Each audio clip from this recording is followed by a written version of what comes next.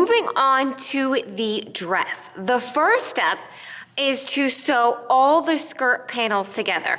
Now this is one very long skirt panel without the gathers in it, so I can't fit it in on the camera, but as you can see, there's one skirt panel, there's another skirt panel, here's the center front where it dips down, and then the other skirt panels. The second step is to sew a gathering stitch along the top edge. Now I like to sew a gathering stitch from center back all the way to the point, then pick up my presser foot, cut the thread, and then start a new gathering stitch for the other side. So one set of gathering stitches for the left side, one set of gathering stitches for the right side. I do this because just in case one breaks, you start gathering it and it breaks, then you don't have to like re-sew the whole thing. Ask me how I know when you get to like the ends and like it breaks, you're like, oh no, I just spent like 30 minutes gathering all those stitches. Or all that fabric. So I like to do one set of gathering stitches on one side, another set on another side. So then you will gather the fabric until it meets the length of the bottom edge of the bodice. I gather the top edge of the skirt. Now I am going to pin it to the bodice.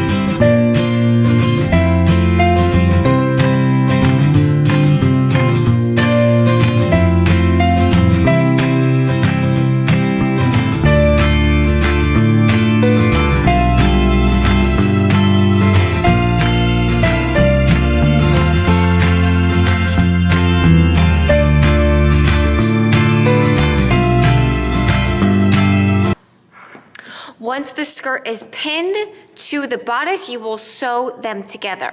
One note about the center back. The S9974 was designed so that the skirt panel extended past the back edge of the bodice about an inch. But before you sew the skirt to the bodice, I recommend trying on everything together because you might want to make this close completely so that it's just like it really is no gap in the bodice. It will depend on whether you want to wear a bra underneath this or if you want it to be open. So I highly recommend trying on the dress at this point, seeing if you want a gap or you don't want a gap. It's going to be up to you how you're going to wear the 9974.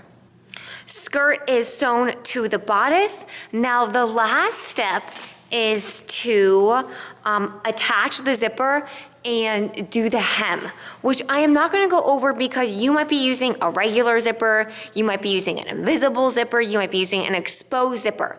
So install your zipper however you should for the type of zipper that you're using. And then the last step is to hem the dress. Now I'm not gonna go over it because you might be serging it and turning it back, you might be doing a baby hem, but before you hem it, and this is why I didn't do it before, demonstrate it or tell you to do it in the sew along, is that try on the dress.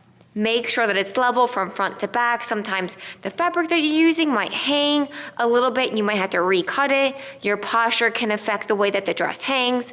So try on the dress, level it all the way around so that it's even from front to back, and then hem your dress.